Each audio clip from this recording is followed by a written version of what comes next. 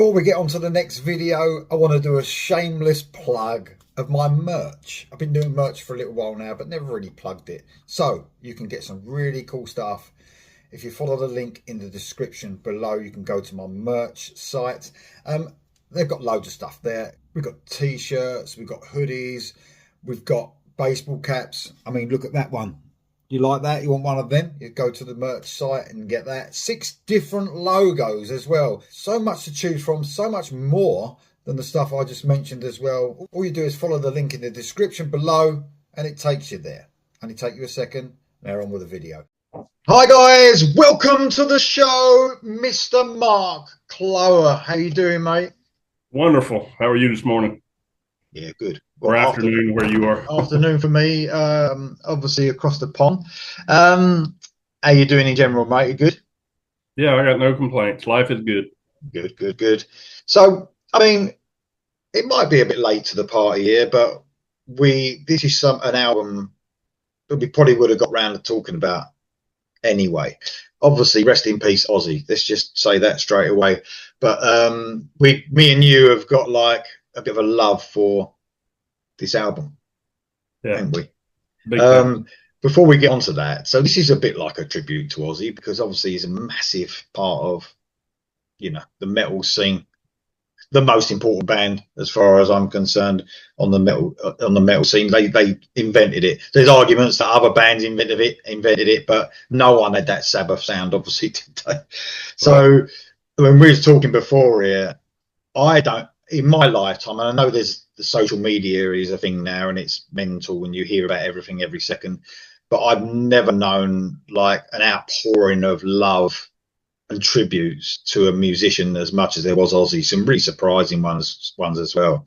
I mean, it's been massive, mate. I mean, the ones I can remember, of course, are Dio and Eddie Van Halen especially, but nothing is compared to the love that Ozzy has got after he's died. Do you agree? Yeah, absolutely. First of all, I'm not convinced he's dead. I think he's in hiding somewhere with Elvis. I think he's just knackered, mate. He's knackered. Of course, I'm kidding, but it still is hard to grasp that he's gone. I mean, honestly, we all knew he was not long for this world, and I truly do think he was holding out for that last show, and I think he gave it everything he had. He could, yeah. I was really surprised in a good way how good he did sound. I mean, considering he couldn't even stand, he was stuck in that chair, throne, whatever you want to call it, and he was trying so hard to get up and do his thing, but his voice was actually a whole lot stronger than I thought it would be. Now, toward the end, obviously, he had given out, and the vocals were getting weaker as the set went on. But I thought he did extremely well for what he had in him, and I think he gave it everything he had in the tank, and I think it was just that's what he was living for. And I was at work the day. Luckily, most of my day I can sit in my office and have the radio on while I'm doing what I'm doing. And it came across the wire that he had passed. And it was like somebody slapped me in the face. I was like, what? Again, I expected, or it wasn't unexpected, but it was unexpected so soon after, we had just seen him 10 days or 2 weeks or whatever it was before. Yeah. And I went across my little communication radio that we communicate at work, and I just said, for anybody who cares, I said, Ozzy Osbourne just passed away. And everybody I work with knows, how huge a Sabbath fan, Ozzy fan, metal fan I am in general. And even to work, I wear heavy metal shirts under my work shirt, and one by one, almost everybody I work with came into my office and, are you okay, man? You okay? It was like, it's like I just said a family member died or something. And I kept it together because I was at work. But when I got home that night, I sat in front of YouTube for hours and just started watching tributes and Mm. videos and, remembrances. And, Yeah.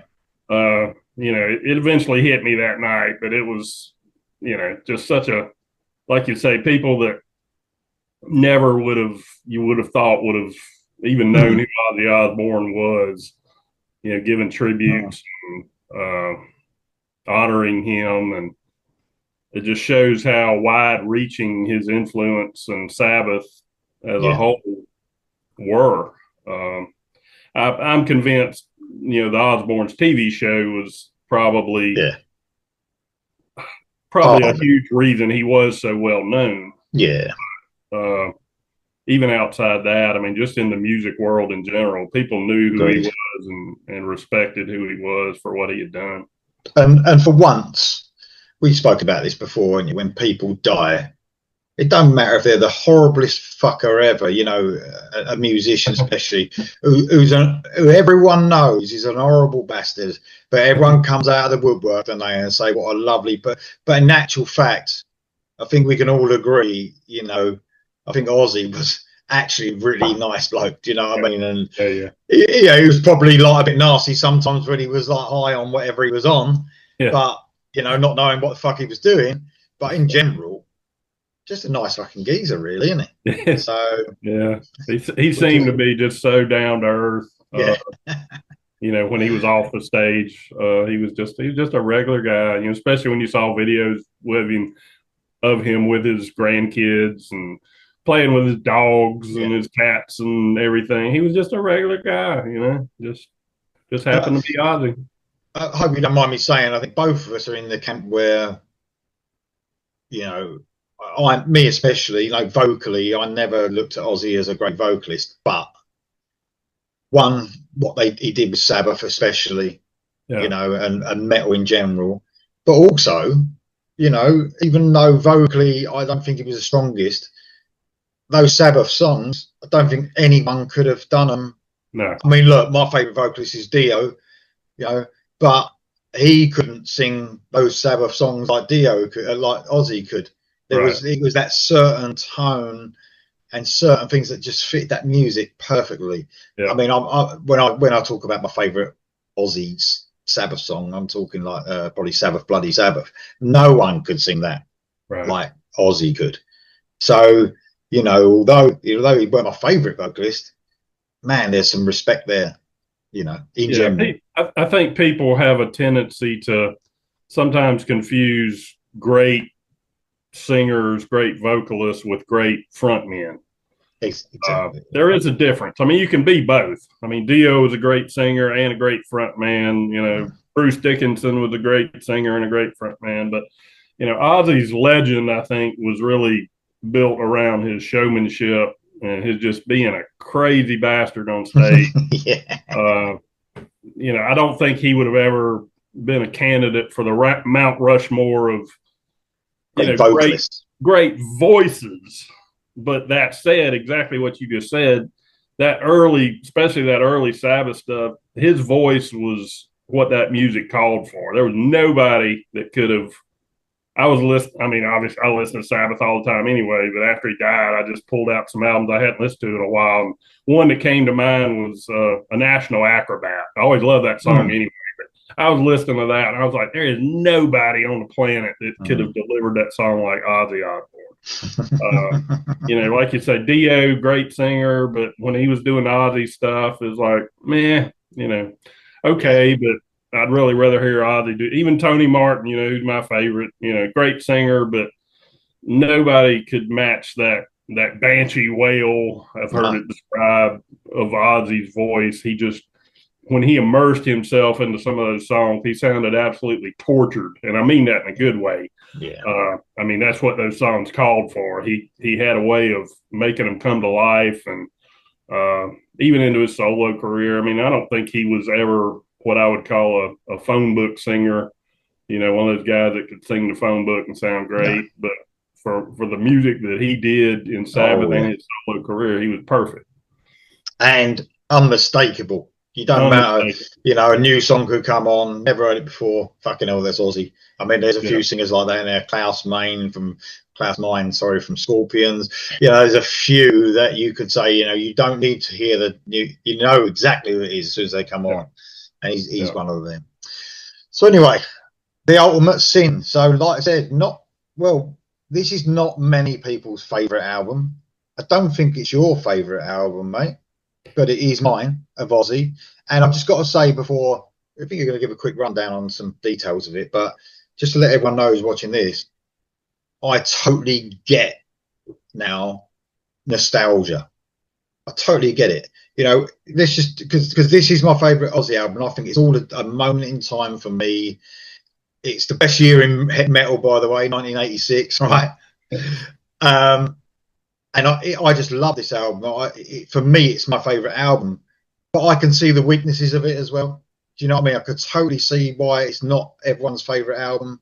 It's like when I talk about Iron Maiden and someone says, I don't know, no prayer for the dying or whatever, or Fear of the Dark is the best album. I'm like, what the fuck are you talking about? But then you realise, it might be when they first found Maiden and they clung to that album, or it's a moment in time where it reminds them of stuff. And I think that is my thing with this album. I understand it's probably not got the best songs, but for me it's got this nostalgia trip for me that it brings back memories. Yeah. Yeah, I've always considered Bark at the Moon my favorite Ozzy album because that's when I knew of Ozzy before that, but I got into Sabbath with Dio before I got into Ozzy solo. And I had heard of Ozzy, but thinking back now, Crazy Train now is just so overplayed. You can turn on the radio any time of day. You can see it on any sports event. You can see it in commercials. But, back then it wasn't so overexposed. So I had heard some of Ozzy's solo stuff, but a buddy of mine, I got in his car one night and he had the Bark at the Moon cassette and he stuck it in and it just started on side two with Center of Eternity. And when I heard that, I was like, "Oh my God, this is incredible!" So I went out and I bought Bark at the Moon, and that was my first Ozzy solo album. And I've always considered it my favorite. I guess because of what as you Yeah, said many times, a lot of it depends on when you got into a band. But then Ultimate Sin was the first. I don't think I bought it necessarily on the day it was released, but it was the first album I bought very soon after it was released. That I knew it was coming. I was like, okay, I got to get that one. And I've always considered it my number two, but I swear the last few days after I've listened to it over and over, it might have creeped into my number one because there is not a song on here I ever skip. well, I'll tell you what another reason why I get the nostalgia thing, but Jake E. Lee, Oh yes, I mean, especially if you actually put this alongside Bark at the Moon, where he's obviously finding his feet in with Ozzy, this album, he's all over it. It's like, yeah, we talk about albums that had the best guitar work on them. yeah, And sorry to go back to Dio again, because that's a bit weird because Dio and Ozzy, right, there was probably a bit of thing going on. But I them first two Dio albums, some of the best guitar albums you've ever heard, and I would put this as one of the best guitar albums as well. I know we're talking about Ozzy mainly, but Jake E. Lee, man, yeah, he's just all over this album. yeah. I agree. He's definitely my favorite of the Ozzy guitarist. Yeah. No disrespect to Randy No, in any way, shape, or form because he was truly he was a monster that nobody has ever matched. He had his own style, but to be honest, Randy was kind of a reluctant guitar god with Ozzy. yeah, It's common knowledge that he had already, before he died, he had already basically put in his notice that he was leaving Ozzy's band. I think the deal was they had one more album they had contracted that they had to do, but after that, he had already announced, "I'm leaving Ozzy's band." He was wanting to do, classical guitar type stuff, and he wasn't happy doing that type of music. He was never a Black Sabbath fan. He did not like Sabbath. He thought it was too simple, wasn't intricate enough for his taste. But he was an amazing guitarist. But Jake, when I think of '80s guitar gods, Jake is an image that just immediately comes to my mind. I mean, he had the look, he had the chops, he had the stage presence. Randy was kind of I don't want to say a stagnant stage performer, but if you watch some of those old videos, he was just standing there doing his thing. Jake was all over the place. I mean, Jake explored the space, so to speak, and he really embraced that type of music. He was a huge Sabbath fan. He was into what they were doing. Unfortunately, he got screwed over on royalties, which is why he ended up leaving the band. But his tone just always appealed to me. Amazing. So just a very distinctive tone. He kind of reminded me in a way of probably my number 2 favorite guitarist ever, Akira Takasaki from Loudon. I listened to some of this stuff just over the last couple of days, and I was like, man, that sounds like a Takasaki riff right there, or some of that, as you call it, fiddly bits between the the riffs. And Jake was all about that, and being half Japanese, he even kind of looked like a Akira, and so he was just always my favorite. And I was so hopeful that one day he would, even if it was just one song, he would do something again with Ozzy. And at that last show, I was praying that he would actually get up and perform. It's a shame. Yeah, it's a shame. Yeah, it was a lost opportunity that I don't know why they didn't do that, but I'm glad they at least got to be in the same space there at the end, and evidently made peace. And I think Jake finally was able to put that bad blood behind him. Yeah, man. I mean, if you think about it, one guitarist, Ozzy's always had one guitarist, isn't he? I think he has always, hasn't he? He's never had 2 guitarists in a band, has he? It's always been one. But I mean, the way that he feels a song, like Jakey Lee, wherever you see him live or where, it's just all that. It's so busy, isn't it? Like you said, all those fiddly bits in between the rhythm parts, and then he's just up here. Just amazing stuff, man. Absolutely. And he just had Jake just had a swagger about him, man. He was just, like I said, when I think of '80s guitar gods, he's one of the faces that pops up into my mind. He was just perfect for the gig. He is perfect. So talk about it in the past tense. So let's get onto the album itself. Quick about the cover. What a great cover, by the way. Yeah, one of my favourite covers as well. It's amazing stuff. I'll probably pop it up on the screen here, mate. So this one's not. It's kind of the remastered version where the cover is very small in the middle. Yeah, so you can't see it that well. But I always love the colors and that. Brilliant. I guess Ozzy was supposed to be Beelzebub himself. I don't know if he was. I don't know if he's actually supposed to be the devil or one of his demons or what. But that was just a very cool, creative cover, I thought. Yeah. You got any details about the album then, mate? It's the 4th album. That's all, Yeah, it's the 4th album. It was released January 24th of '86 in the U.S. and February 10th in the U.K. Produced by Ron Nevison, which a lot of the criticism of this album is about the production. And I went back and looked at his history. He was mostly known more for pop, popular type bands. Only hard rock albums bands he had really worked with before Ozzy were Thin Lizzy, UFO, and Michael Schenker Group. But he was primarily known for like Heart and Survivor and stuff like that. So a lot of people don't like a lot of people consider the production too slick, too 80s. But I mean, let's be honest, it was of the time. It was. If they'd had a production that sounded like, I don't know, Master of Reality, it wouldn't have fit in 1986. But for the time, the climate, the environment they were in, I mean, the production I thought was, it was as good as anything else. I thought the only criticism, I guess, if I have any criticism, the drums are really loud. Which, I'm not mad at it because I love drums, and Randy Castillo is one of my favorite drummers. He's probably my favorite Ozzy drummer. but the drums were extremely loud and the bass was not loud at all. It was Mm. very low and kind of like, in Justice for All. Yeah. You don't hear a lot of bass. Not quite on that level, but yeah, I get where you're coming from. Yeah. Yeah. So I mean, it could have benefited if they'd turned the drums down a little bit, turned the bass up. The Mm. guitars I thought were perfect. They were Yeah. popping. They were up front like you want it to be, and Because it's quite a stomping album as well. yes, It's like a stomp to it. So can you imagine if that bass was up a bit more, yeah, even more stomping? It's got like a right. poof, poof Yeah, feel to it, which yeah, I love. Which I love about the whole yeah, album. But yeah. yeah. But the lineup, of course, was Ozzy. You had Phil Soussan on bass.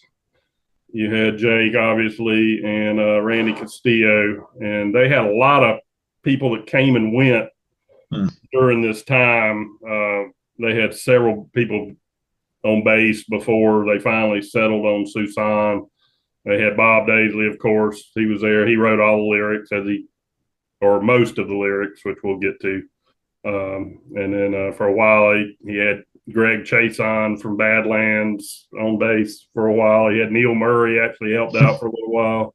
Fred Corey from Cinderella, before Cinderella, was involved in the drums for a while. So they had a lot of people that came and went during the early stages of this album. Of course, Ozzy himself never liked this album. He called it the ultimate din, which when I first read that or heard that, I was like, what does that even mean? The word din is not a popular word here in the States. I had to look it up, and basically it means an obnoxious noise. So Ozzy did not like the sound of the album. And he often said he wished he could remix it.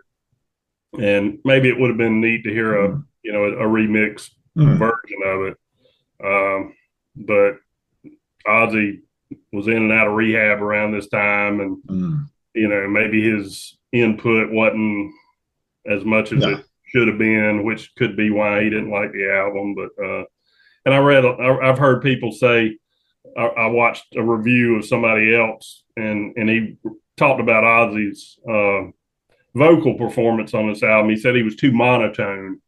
He said he sounded the same throughout the whole album, and I listened intently trying to see what he was talking. And I guess I hear that, but again, we're not talking about a Bruce Dickinson siren kind of voice. I mean, Ozzy had that pocket that he excelled in, and that's what he stuck to. He didn't try to be something he wasn't. I'll give him props for that. He knew his strengths and he stuck to that. But I think that's. I mean, even though I'm not the biggest fan, I was never the biggest fan of Ozzy's voice. I sort of, even though this is my favourite album again, I sort of do look at it as one of the weaker performing Ozzy vocal performances. Yeah. I would put obviously the first couple of albums as a better performance of Ozzy's, and the Sabbath stuff, obviously. And even like the later album, which is weirdly another one of my favourite Ozzy albums, Osmosis. His voice is really strong on that album. Yeah. So I think a lot of it is to do with, like you said, he was in and out of rehab. That probably wasn't helping. Right. But yeah, it's weird how this is my favourite album because I'm sort of like, it sounds like I'm sort of putting bits down, but the songs in general are the thing that get me on this album. You can be a fan of it and still recognize its faults. I mean, that makes you an honest person. I can't stand people, or I shouldn't say I can't stand people, but I hate it when they think everything their favorite band or artist does is gold. I mean, it's just, they can't make any mistakes. They have no faults. Everything's perfect. No, you're being intellectually dishonest to yourself and everybody else when you say that. I love Black Sabbath above every other band. I love every single album. I love every single lineup. But there are songs I can't listen to. There are certain songs I'm like, okay, they dropped the ball there. I'm going to hit skip. I can't say there's any band or artist out there or singer or anybody that I love every single thing they did. I can, as a fan who buys the music, I have the right to criticize if I don't like something and defend it if I do. And, it's just part of being an honest listener, I think. Definitely. Well, before we go into the songs, I must say it's one of the most successful albums as well. Yeah. I mean, obviously, I think Blizzard of Oz is the most successful, I Yeah, believe. at the time, I think it was the highest charting Yeah, up to that time. yeah, really successful. Yeah, Yeah, yeah. very cool. All right then, mate. Anything more on the all I would say is I heard, and this is only wiki, by the way, so it's probably absolute bullshit. But Jake E. Lee, apparently, well, like Ozzy, when he came out of rehab, Jake E. Lee had written most of the music for this album. Yeah, So he's very obviously Jake E. Lee's stamp was all over yeah. this He album. wrote the majority of the music. Bob Daisley again Yeah. uh, wrote almost all the lyrics, with the exception of Mm, one song, which we'll get to later. Uh, okay. but yeah, Ozzy may not have had as much input as he should have, Mm, which could be, one of the reasons he didn't like it. But one thing I'll say, this album is just one hook after another. yes. I mean, every song is hooky. I mean, to me, that's one of the hallmarks of a great song. It's got to have a great hook. If it doesn't catch my ears with a great chorus and the bridge and everything else, it's just as our buddy Kent likes to say, it got more hooks than a bass fisherman's tackle box. Uh, Yeah. I think every song on it has that. So I think I would say with this song in general, like this is a real generalization of the songs. I think that the biggest hooks, there is hooks all the way through it, but for me, the verses and the bridges are the biggest thing about this album. Whereas sometimes I think the chorus is not the main part that I like. I yeah, think yeah, some of these verses are so fucking good, and the bridges leading up to the chorus. That yeah, some maybe they're that good that the chorus is almost like got to live up to that yeah, bridge, yeah, and yeah, it can't quite do it. But it's still an amazing album. yeah. Okay, so we're going to just go through the tracks one by one. I'll do the odds and join in, mate, if you want. So, kicking off the album, now we talk about like songs that are getting better and better as you listen to them. This is one of my favourite songs, and it could even be, in the end, make up to mine. This is a stomping title track, The Ultimate Sin. Great video. I watched a video as well today. So that's quite funny. He's like got a cowboy hat on. He's like a businessman, and Yeah, I think I don't know if the show was ever popular there, but the old TV show Dallas, yeah, you know, he J.R. was. Yeah, Ewing was the big villain of that show, and they were oil barons out of Texas, and I think that's what Ozzy was going for. And yeah, yeah, he was such a clown. It just yeah. fit perfectly. Quite a funny video if you haven't seen it. Love that, like the intro. I always said that intro. I don't know if it's Run to the Hills or if it's the Ultimate Sin when I first hear it. Yeah, yeah, Like yeah, that. But when that riff comes crashing in, what a riff that is! That to start off, it's quite an evil sounding song actually. Notice like when it gets to that solo as well, the inventiveness of like the solo from Jake E. Lee. Just it's got this like sounds really different on like a completely different part of that song. You get a lot of songs now, don't you? I'm not saying off new music, I love new music, but sometimes they don't veer away from the song at all, do they? But he would sort of have a song within a song, Jake E. Lee's guitaring. yeah. Such as, and I'll talk about stomp across the album. This one has a real stomp, doesn't it? From beginning to end. Great song, great opener. Yeah, it's that tribal drum beat, that it kicks Yeah. off with. I hadn't ever really thought about that, but yeah, you're right. It does sound like "Run to the Hills." Uh, from now on, every time I hear it, I'll be listening for that. But yeah, that's exactly what it sounds like. But yeah, it's that tribal, Randy Castillo being an Apache anyway. Maybe he channeled that Indian, when he was doing that. But yeah, that just sets it up perfectly. And then you're talking about Jake's guitar phrasings throughout the song. I Oh, love. I think it's in the second part of the chorus where you don't hear it in the first part, but in the second part, he gives with his guitar, he gives a wow, wow. yeah, Almost sound like a cat screaming. Just very, you don't hear it the first time, but when the second part of the song, you hear it and you're like, yeah, that's cool. And I like the way he didn't put it in the yeah. first part, did put it in the second, because it Very really, clever. really Yeah. pops when he does it. And it's just very ear catching. Yeah, he's just such a underrated. I don't know if underrated is a good term, but underappreciated guitarist. He kind of gets lost in the history of great guitarist, but I read the same about him today. Actually, he's one of the most underrated because everyone who's heard yeah, of him thinks he's yeah, like, they back his corner, but yeah. a lot People of that know people, him appreciate him, but yeah, people that may yeah, never even listen to heavy metal have probably heard the name Randy Rhoads or Zach Wild, but Jakey mm, Lee, they'll be like, "Who's that?" But sadly, great uh, song. subject matter, I think the song's more about betrayal, exploitation. You know, just the gist of the lyrics. Yeah, But again, these were all Bob Daisley lyrics, and he was writing it, I think, from Ozzy's viewpoint, yeah, or with Ozzy as the subject matter, even though Ozzy didn't write the lyrics. But uh, yeah, that's one of the best openers ever on an album. great song. Number two, we got Secret Loser, and I feel confident saying this is my favorite song on the album. Oh wow, Um, it's flip flop a little bit over the years, but as I listen to this album start to finish about 4 times over the last 2 days, it is so. I was talking about the hooks. It is so damn hooky. yeah, Uh, that chorus is just infectious, and that riff again. It's just a great song. Again, the lyrics are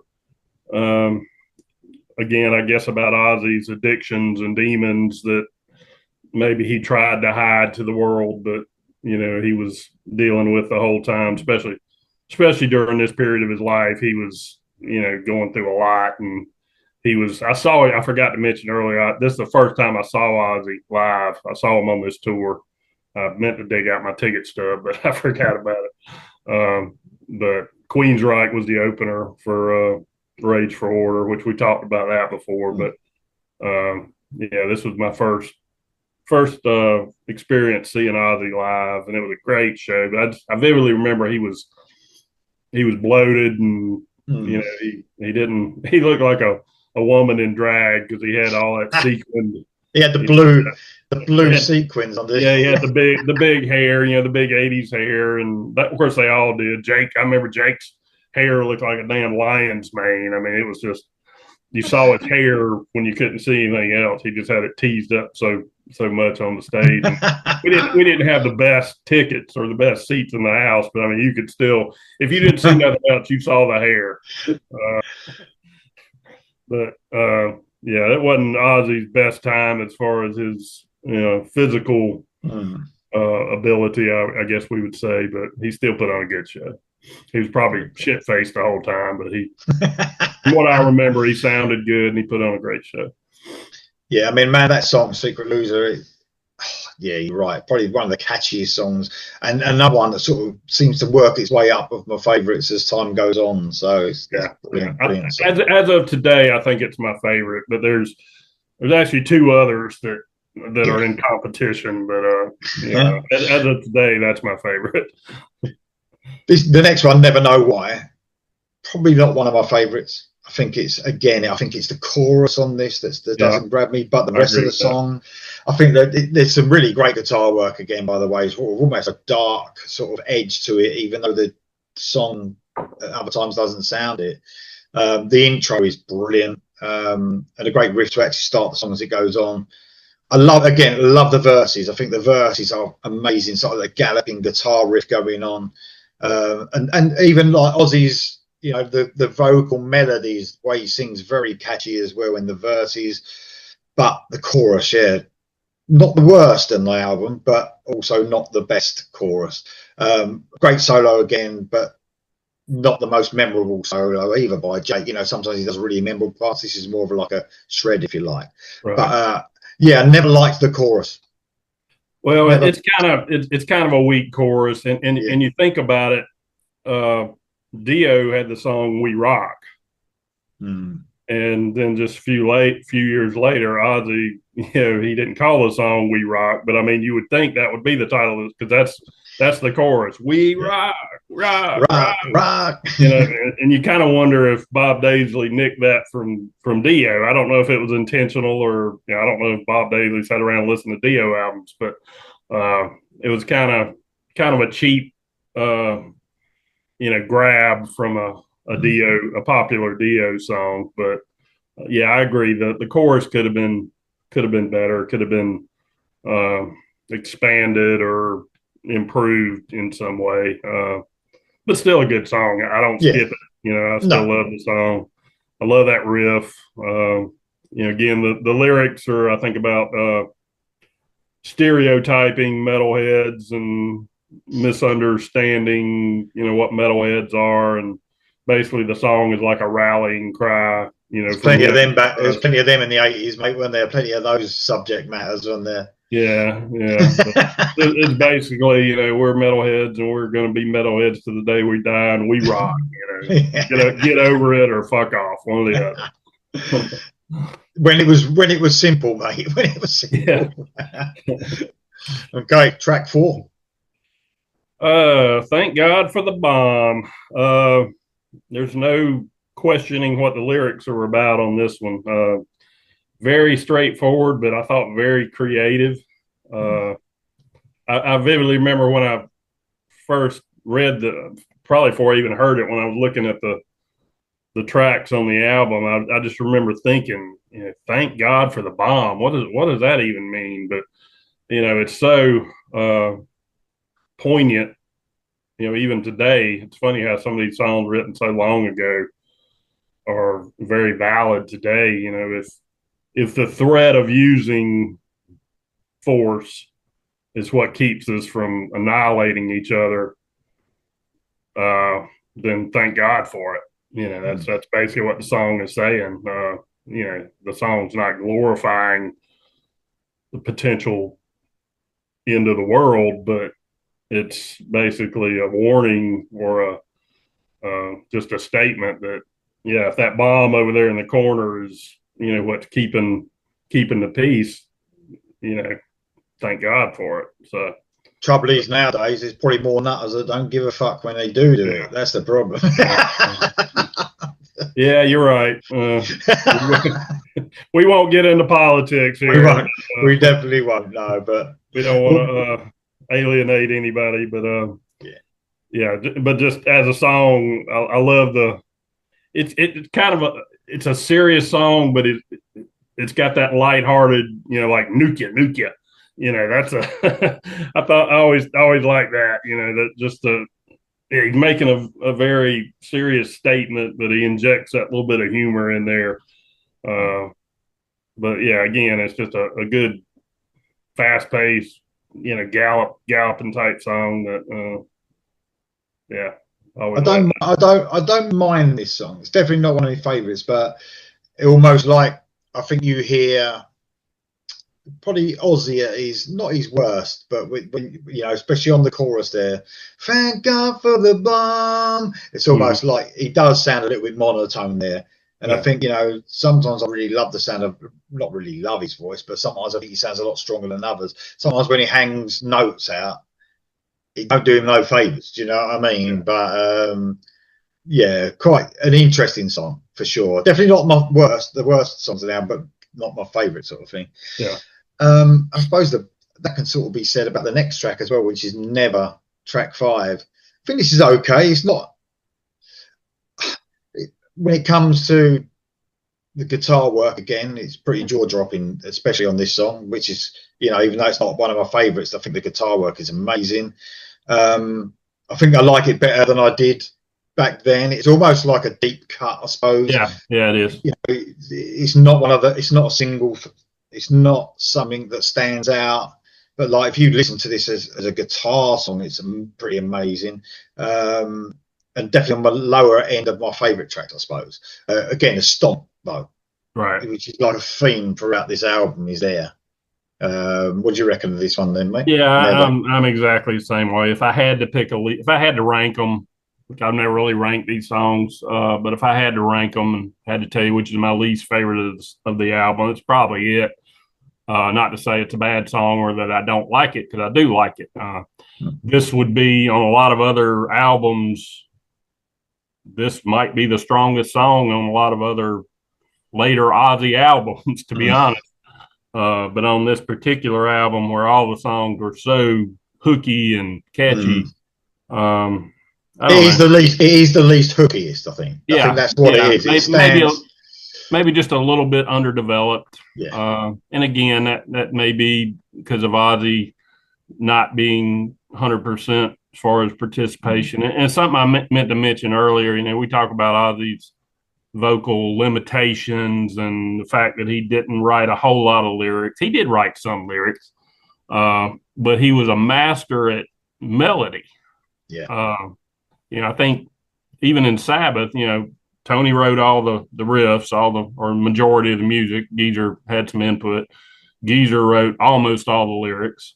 Ozzy did write some, but I think Ozzy was responsible for Vocal arranging, melodies.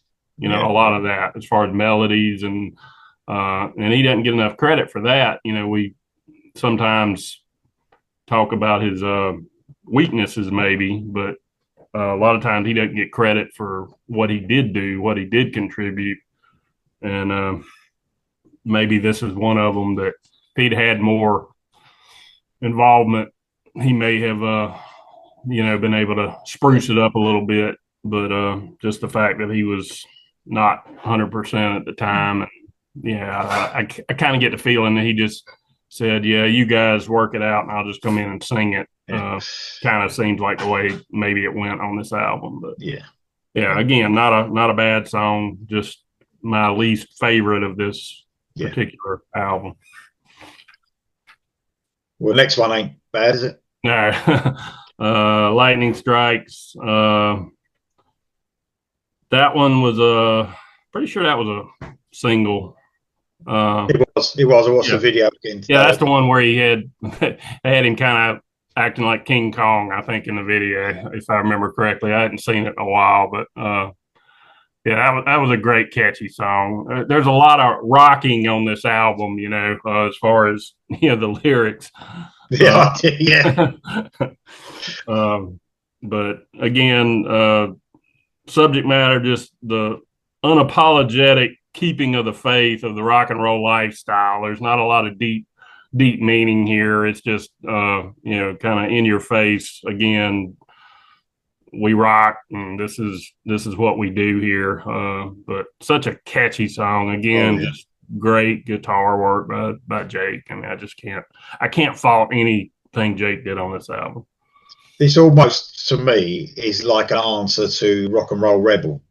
On Yeah, it's got a similar sort of that yeah, the guitar riffs are. It's not the same sort of. It's not the same, but it reminds me a little bit of yeah, Rock and Roll Rebel. yeah, yeah. Um, Very similar. Very similar. Yeah, and again, you're totally right about the rocking part of it. I mean, almost like this one's I won't stop rocking all night, isn't it? That one. yeah, yeah, It is one of the strongest tracks on the album. I absolutely love this song, and again, stomping as fuck again, yeah. really stomping the song. Well, track 7 ain't bad either. I love this song. I think it was I did a ranking of this or a while ago. You pointed out, I couldn't remember. But I think this was my favourite song at the time. Don't know if it still is, Killer of Giants, but it's definitely up there in the top 3 probably. And it does stand out as something that's, especially at this stage of the album, if you're listening from back to Yeah. front, it probably stands out as when it slows down a bit. Got that Yeah. beautiful little guitar intro that goes on for quite a while, maybe a minute and a half by Jake E. Lee. Beautiful, absolutely beautiful, almost dreamlike, isn't it? Like some of that guitar work. And I actually watched a video today of this live from the Ultimate Sin tour. It fucking sounded good actually. It's great clean guitar intro, like I said. Ozzy sounds pretty good on this song, as a more singing, I'll say, than Right. he does. Quite an epic song, is it? Even though it's not that long, it feels epic because of the little intro at the beginning, and then it's quite slow to medium paced, if you like. I think it's, yeah, I think it even feels I like this one even more than I did when I was younger. You know, when I first heard this album, it's a great song. Probably the closest to a ballad, I suppose, we're going to get on the album. Yeah. Yeah, and it shows a different side of, well, obviously a different side of Ozzy, but also a different side of Jake. I mean, he proved, with that acoustic opening that he was more than just a shredder. It gave some, I don't know, maybe gave some much needed light and shade effect to the album. Definitely. Everything else is pretty fast paced, pretty banging, and this slowed it down. Probably at the right time too. Not all the way at the end, but toward the end of the album, you've gotten 6 songs in a row that are, kind of bludgeoning, and then this one comes in and it slows it down and gives you Yes. a different mood. But again, a war protest song basically. A lot of that on this album. The Cold War was in full effect back then, so nuclear. Well, even the album cover, well, you had the Yeah, bomb going off in the background, didn't you, yeah, on the yeah, album cover? So, yeah, yeah. So, but yeah, I like that one. It's definitely takes the mood down a little bit, but then it kicks off again on the next one, which "Fool Like You." I love this one. This is the catchy, very this catchy. one. This is one of the three that's in contention for my number one on the album. I love this song. It's just so damn catchy, like you Yeah. said. Just subject matter. I think it's about betrayal from whether it's a lover or a close friend or a confidant. And Ozzy had a lot of. Let's be honest, he probably had a lot of betrayal in his life. Mm. Uh, again, Bob Daisley wrote the lyrics, but from Ozzy's Yeah. viewpoint.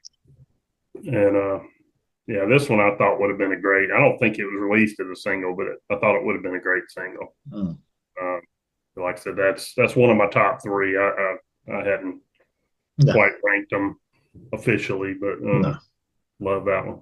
Yeah, it's a good song. It's a really good song. Sort of in a cool place on the album as well, like between the. Obviously, we're going to talk about the last song in a minute, but it's quite a cool, bit rocking, very catchy again. Yeah, I like "Fall Like You" as well. Pretty cool song. And then, well, we finished with the MTV hit, I suppose, as it was back. This was all over MTV when all I remember is watching this video, and I love the video. Of course, the excellent song is "Shot in the Dark." I think probably the biggest single on this album, I would have thought, as well, easily. Yeah. Love the video. People going to a rock concert. It's very American, obviously, the video. But it was almost like it captured a moment in time as well, the video as well, didn't it? Along with the song. And man, I know we've gone on about Jake E. Lee, but I mean, I can't help when this song's on in the car. I have to do the bit. Ding, ding, ding, ding, Yeah. I have to do it. I just. And you got to turn it up. You got to turn it up. I mean, it's got to be played loud. Yeah. And although the bass should have been louder, it's quite nice the way the bass carries this song, in the verses and stuff like that. But what a riff as well. That riff. It's just, I think this is possibly it's definitely one of my favourite Ozzy songs ever. Yeah. And I know it's a bit different than some of the older stuff that was probably a bit heavier. And I know it's probably going for that hit, if you like. But man, I think it's one of his best vocal performances on this album as well, this song. He really sang it well. I fucking love it. It's a weird song to have at the end. That's all I would say. It's a strange ending because it's like such a big, catchy single. You'd think this would be in the middle somewhere, wouldn't you, or second or third or something like that. But it is such a brilliant song, and I never get tired of this song. Yeah, and come to think of it, I don't remember if I participated or if you did it with the other Iridians, but you did a show, great ending songs, and I don't think anybody mentioned this. No, This would have been a perfect one for that because the album ended so strong with this one. And this is the one I mentioned earlier that Bob Daisley wrote almost all the lyrics. This is the exception. The bassist, Phil Soussan, actually brought this song to the band. He recorded it previously with another band. I can't remember. FM. FM. Was that who it was?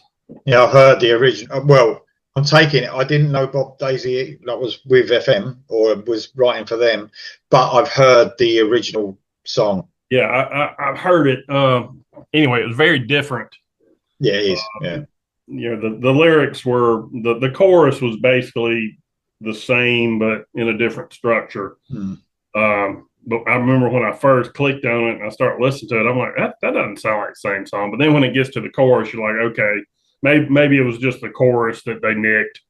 But anyway, Susan brought this album, or they brought this song from a previous band or whatever, and they reworked it for Ozzy. And this, like I said, this is one of the top three on the album. I've always considered this my favorite song on the album. But like I said, Secret Loser might be number one right now. If anything, this would be number two. They kind of flip flop, but this is everything you want in a 80s metal song. Commercial. I hate the term hair metal. I don't like the term pop metal. I don't like the term glam metal. So I'll just say anything, this is everything you want in a 80s commercial metal song. I mean, it's got the perfect chorus, got the perfect guitar work, and the perfect video to go with it. Yeah, great video with the hot chick in it turning into the demon, whatever it evil is, demon chick on the album, and very cool video. Just so of the time, so 1986. I gotta say though that when I watched it again today, like all the videos, and that fucking bit, man. I mean, when he's coming, I'm sure it didn't happen when you go. I don't know if it happened when you saw him on the door, but he's coming down in some sort of like. I don't remember. I remember he had like a throne or something, but I don't remember if the curtain just came up and he was in it. I don't remember. I don't remember that far back because let's be honest, I was 17 years old at the time and probably. It came down. It came down from. I don't even know what the fuck it was. Some sort of weird thing come down from the ceiling, and it opened up, and he was there in the video. I don't remember if that was there or not, but and he sort of done some sort of spell, like, and he fucking went like that, and these bats all fucking came across the eyes. I got to say, it might be a bit corny, but I'll tell you what, it's fucking brilliant. I tell you, I loved it. Yeah, it's excellent, absolutely excellent. I love that song, man. Just what an amazing song that is. Unfortunately, that's the only one that really survived into his, live set. I don't know, maybe Lightning Strikes might have got played a few times here and there, but Shot in the Dark is pretty much the only survivor song from this album that went all through the rest of his career. And I still occasionally hear it on the radio.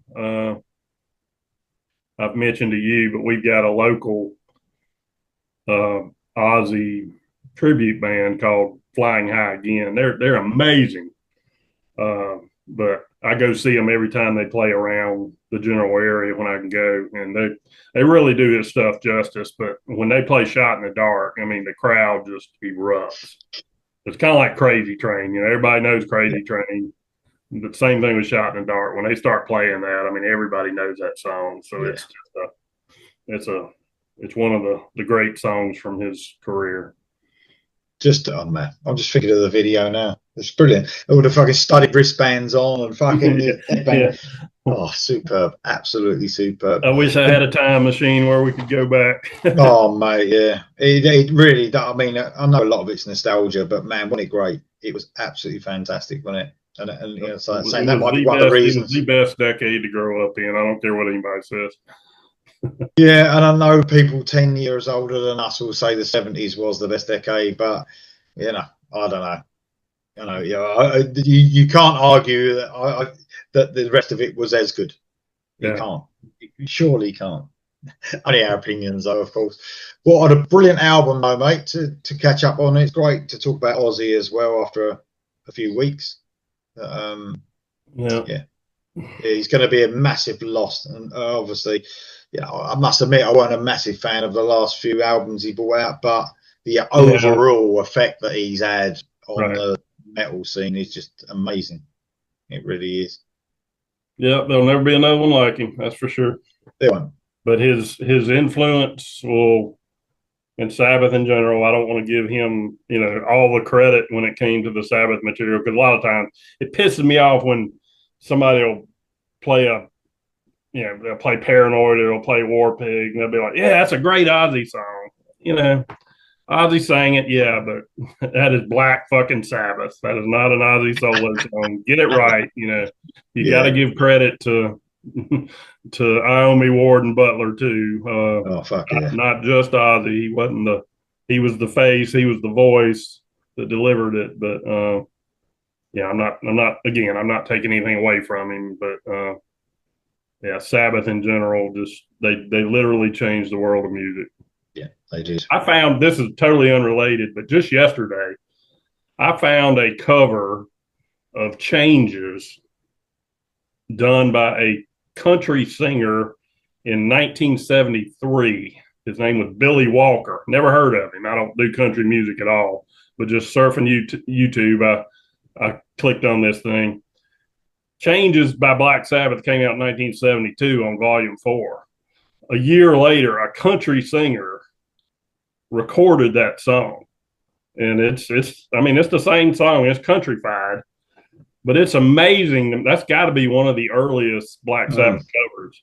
But to think that even back in 1973, they were so influential that a country singer, Yeah, that is Sabbath mental. wasn't even a household name at the time, at least not here. They might have been in UK by then. But the fact that a country singer was even aware of who Black Sabbath was, Mm. but record a faithful rendition of a Black Sabbath song just a year after it came out, that blew my mind. That shows, that shows how far-reaching Yeah, their influence really yeah, was and is.